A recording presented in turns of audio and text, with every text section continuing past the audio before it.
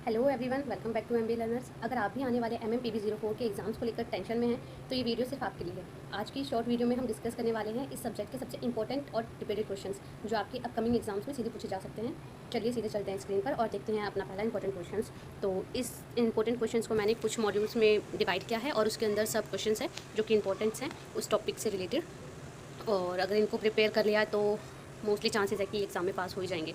तो हमारा जैसे कि फर्स्ट मॉडल में है risk management framework and fundamentals, तो इसमें आता है हमारा टाइपोग्राफी ऑफ बैंकिंग रिस्क। अब टाइप्स ऑफ बैंकिंग रिस्क में कितने होते हैं ये मैंने अपनी जो फर्स्ट वीडियो बनाई थी उसके अंदर मैंने ये सारे टाइप्स को डिस्कस किया है, तो इतना टाइम नहीं है, मैं नहीं चाहती कि इतनी लॉन्ग वीडियो बने क्योंकि आपके पास भी टाइम नहीं है और मुझे खुद भी पढ़ना, मेरा भी एग्जाम है। तो एक बार आप ये देख लेना रिस्क क्या होता है, रिस्क बताइए आपको क्या होता है, credit risk, market risk, operational risk, liquidity और इंटरेस्ट रेट रिस्क, ये पढ़ लेना आप। और इसमें ये shift from sold to integrated risk management, ये क्या है एक बार मैं ये बता देती हूँ। सोल्ड और इंटीग्रेटेड मैनेजमेंट रिस्क ये वो पूछा जा सकता है। इसमें क्या होता है इंटरकनेक्टेड रिस्क, ये जो बैंकिंग में जो रिस्क जो होता है ना अलग अलग नहीं चलता, इंटरकनेक्ट होता है। रिस्क बैंकिंग में साथ साथ ही चलता है, अगर बैंकिंग है तो रिस्क भी है।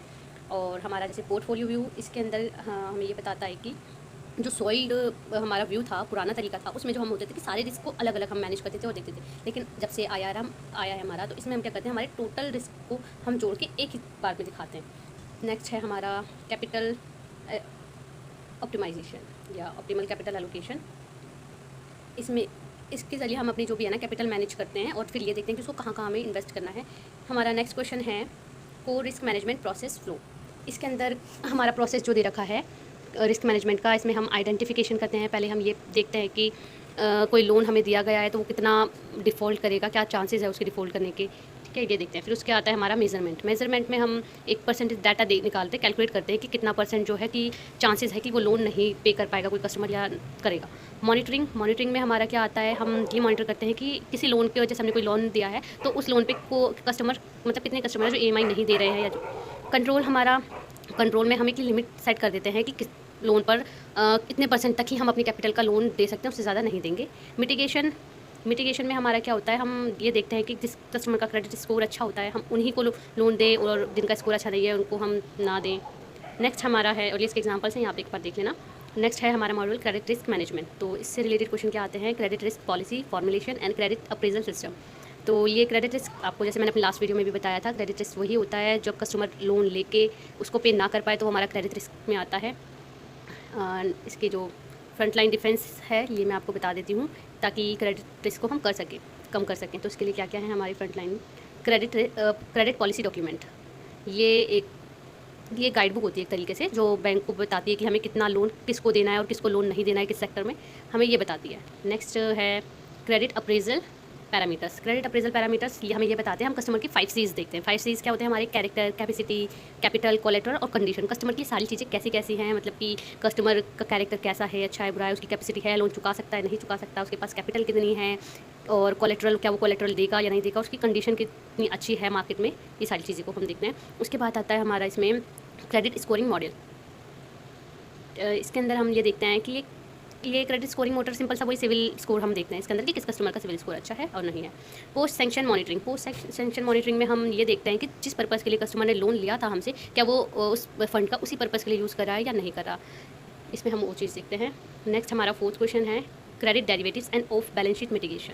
क्रेडिट डेरिवेटिव्स क्या होते हैं हमारे, ये इंपॉर्टेंट है। क्रेडिट डेरिवेटिव्स का मतलब ये होता है बेसिकली कि हम अपना जो रिस्क है वो ट्रांसफ़र कर रहे हैं किसी फाइनेंशियल इंस्टीट्यूशन को, जैसे इंश्योरेंस कंपनी को। हाँ, इसके 2 तरीके होते हैं ट्रांसफ़र करने के, CDS और TRS। CDS credit default swap और टोटल रिटर्न स्वैप, इन दोनों के बीच क्या डिफरेंस है अभी हम ये देखते हैं। क्रेडिट डिफ़ॉल्ट स्वैप ये क्या होता है, इसमें हम ना किसी एक इंश्योरेंस की तरह होता है। इसके अंदर हम क्या करते हैं कि बैंक कुछ प्रीमियम देता है इंश्योरेंस कंपनी को, और अगर बोरोवर डिफ़ॉल्ट कर जाता है तो उसका जितना भी पैसा उसने डिफ़ॉल्ट किया है तो वो हमको इंश्योरेंस कंपनी देगी। जबकि टोटल रिटर्न स्वैप में क्या होता है, टोटल रिटर्न स्वैप में होता है हमारा, हम इसमें ना बैंक क्या करता है, पूरे का पूरा इंटरेस्ट विद उसकी जो भी प्रिंसिपल है सारा का सारा इंश्योरेंस कंपनी को ट्रांसफ़र कर देता है, चाहे बेनिफिट हो या लॉस हो वो सब उसका, लेकिन उसके बदले में वो कुछ फिक्स परसेंट रेट पर उससे फ़ंड लेता है, कि फिक्स परसेंट रेट पर फंड लेता है। नेक्स्ट हमारा है पोर्टफोलियो ऑप्टिमाइजेशन। पोर्टफोलियो में हम क्या देखते हैं कि हम किस किस सेक्टर में हमको लोन देना चाहिए और नहीं देना चाहिए, तो हम ये CDS और TRS के थ्रू देखते हैं। नेक्स्ट मॉडल है हमारा मार्केट रिस्क मैनेजमेंट। इसमें मार्केट रिस्क मैनेजमेंट में पूछा जाता है market risk factor volatility tracking. Market risk क्या होता है, मार्केट रिस्क वही होता है जब हमारा ये फॉरेन एक्सचेंज रेट में हमारा उतार चढ़ाव होते हैं, तो उससे हम हमारे जो है हम बैंक की जो इन्वेस्टमेंट है उस पर फ़र्क आता है, यानी लॉस हो जाए। तो इसके प्राइमरी ड्राइवर्स क्या हैं, ये भी आपको मैंने लास्ट वीडियो में बताया था, ये आप एक बार रीड कर लेना क्योंकि वीडियो बहुत ज़्यादा लॉन्ग हो जाएगी। इसकी क्या क्या चीज़ें जो हैं इसके ड्राइवर्स जिसके चेंज होने से फ़र्क पड़ेगा, interest rate, equity price, risk, foreign exchange rate, commodity price.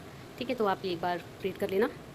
Daily fluctuation, इसके अंदर हम ट्रैक करते हैं मार्केट टू मार्केट। बैंक को मतलब मैंडेटरी है ये चेक करना कि जैसे जैसे रेट फ्लक्चुएट होते हैं इंटरेस्ट के या इक्विटी प्राइस के या फॉरेन एक्सचेंज रेट के, तो बैंक को जो है लास्ट में मतलब अपनी जो भी सारी चीज़ें हैं उसका लास्ट में प्राइस कैलकुलेट करना कि उसकी क्या वैल्यू है आज की तारीख में। तो ये मैंडेट होता है। नेक्स्ट हमारा है advance market risk quantify models. इसमें आता है हमारा value at risk. Value at risk क्या होता है, ये हमारा एक मतलब पर्टिकुलर लॉस को बताता है कि हमें कितना % लॉस हो सकता है किसी पर्टिकुलर टाइम पीरियड पर। तो ये हमारा वो बताता है वैल्यू एट रिस्क। इसके 3 कोर एनालिटिकल मेथोडोलॉजीज होती हैं, हिस्टोरिकल सिमुलेशन, पैरामीट्रिक और मोंटे कार्लो। ये भी मैंने लास्ट वीडियो में एक बार बताए थे, तो एक बार आप देख लेना। हिस्टोरिकल वो पुराने डाटा पे बेस होता है हमारा, और पैरामीट्रिक्स जो होता है ये होता है हमारा बाजार के रिटर्न्स पर, और मोंटे कार्लो होता है ये हम देखते हैं इफ़ वाले केसेस कंप्यूटराइज सिनेरियो बनाते हैं काफ़ी सारे और देखते हैं कि अगर ऐसा केस होगा तो क्या होगा। तो एक बार ये और देख लेना। Role of stress testing and scenario analysis, ये भी मैंने लास्ट वीडियो में बताया, एक बार प्लीज़ आप उसको जरूर देख लेना, काफ़ी सारे क्वेश्चन वहाँ से कवर हो जाएंगे। और नेक्स्ट हमारा मॉड्यूल है ऑपरेशनल रिस्क मैनेजमेंट। इसके अंदर क्या क्या क्वेश्चन आ सकते हैं, बेसिल क्लासिफिकेशन ऑपरेशनल रिस्क। तो ऑपरेशनल रिस्क वही होते हैं जैसा मैं लास्ट वीडियो में भी अपने बता रखा है, जो हमारे बैंक के इंटरनली होते हैं, जैसे कि एम्प्लॉय का फ्रॉड या साइबर अटैक, ये होते हैं हमारे ऑपरेशनल रिस्क। इसके 7 बेसिल इवेंट कैटेगरी है इसमें।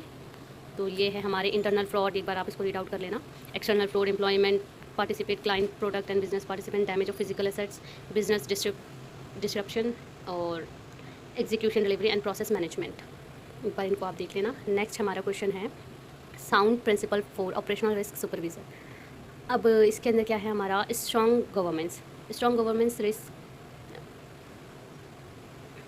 इसके अंदर हमारा गाइड्स आप देख लेना, मुझे खुद भी अभी इसका आइडिया नहीं, मैंने भी फर्स्ट टाइम ये टॉपिक ही देखा है। Identification of assessment, monitoring of reporting, ये बेसिकली हमारे प्रिंसिपल्स हैं जो कि हमें ऑपरेशनल रिस्क में करने क्या क्या चाहिए। स्ट्रॉन्ग गवर्नेंस होनी चाहिए, आइडेंटिफिकेशन की रिस्क को कैसे कंट्रोल करना है, मॉनिटरिंग करनी है, ये सारी चीज़ें आ जाती हैं इसमें। और मॉड्यूल 5 है हमारा, उसके अंदर है regulatory compliance, capital and adequacy. Basel 2 versus Basel 3 structural enhancement, ये इसमें दोनों में डिफरेंस बता रखा है हमको बेसल 2 और 3 में, तो ये भी आप एक बार देख लेना।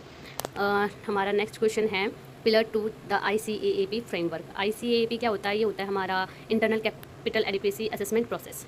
और ये पिलर 2 ये भी लास्ट वीडियो में बताए थे मैंने। पिलर 2 बेसिकली फोकस करता है सुपरविजरी पे, रिव्यू पर। ये एक प्रोसेस होता है कि मतलब बैंकों का सुपरविजरी RBI के जो RBI करता है उसके तहत। ICAAP क्या होता है हमारा, ये एक बुक होती है, डॉक्यूमेंट्री बुक होती है, जो कि हमें हर बैंक को तैयार करके RBI को देनी होती है। बताना होता है कि हमने क्या क्या स्ट्रेटजीज़ फॉलो की हैं, कितनी कैपिटल कहाँ लगानी है, कौन सी इन्वेस्टमेंट में हमें मतलब इक्विटी में हम इन्वेस्ट कर रहे हैं अपने फंड को, कितना हम लिक्विडिटी मेंटेन करेंगे, कितना रिस्क हम लेंगे, सारी चीज़ें इसके अंदर होती हैं।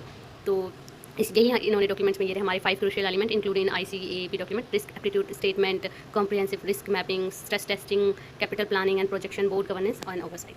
तो एक बार इसको आप रीड कर लेना। हमारा 6th मॉड्यूल है हाई यील्ड शॉर्ट नोट्स, जो हमारे शॉर्ट नोट्स आते हैं वो RAPM, risk adjusted performance measurement and risk pricing. ये एक बार आप देख लेना क्या होते हैं। मार्जिनल रिस्क कैपिटल, ये हाँ ये अलग टॉपिक है। मार्जिनल रिस्क कैपिटल, इसमें हमको मतलब इसमें यही बताता है कि अगर कोई हमें नया लोन देना है बैंक को, तो उसके लिए हमको कितना पैसा बैंक को रखना चाहिए ताकि हम नेक्स्ट लोन दे सकें, मेंटेन करके अपना पोर्टफोलियो मेंटेन करना होता है। इसमें ये चीज़ आती है assets liability management and the ALCO domain. ये असेट लाइबिलिटी मैनेजमेंट क्या होता है, बेसिकली असेट्स और लाइबिलिटी का मैनेजमेंट अच्छे से करना, और ये देखना कि मतलब हमारी जो लिक्विडिटी है वो बनी रहे। और असेट लाइबिलिटी कमेटी क्या होती है, ये मैनेज करती है वो सारी चीज़ें जो हमारे मिसमैच गैप आ जाता है मेच्योरिटी वाला, उसको देखना, ये सारी चीज़ें ALCO हमारी ये देखती है। और LCR versus NSFR, liquidity coverage ratio. Liquidity coverage ratio क्या होता है, बेसिकली हमारा वो होता है, इसका मतलब ये है कि हमारे बैंक के पास इतना पैसा होना चाहिए कि आने वाले 30 दिन तक बैंक स्टेबल रह सके, मतलब अपनी ब्रांच चला सके। और नेट स्टेबल फंडिंग रेशो हमें ये बताता है कि आने वाले 1 साल में बैंक स्टेबल रह सके, इतनी कैपिटल होनी चाहिए। तो ये हमारे इंपॉर्टेंट क्वेश्चन थे, और मेरी मिस्टेक्स वगैरह जो हुई हैं उनको अवॉइड करना, क्योंकि मैं प्रोफेशनल नहीं हूँ, जैसे मैंने पहले भी बताया था। इनकी कोई वीडियोज़ नहीं थी यूट्यूब पर, इसलिए कि मैंने ये सोचा चैनल बनाया और वीडियोज़ बनाना स्टार्ट की, टूटी फूटी जैसे भी।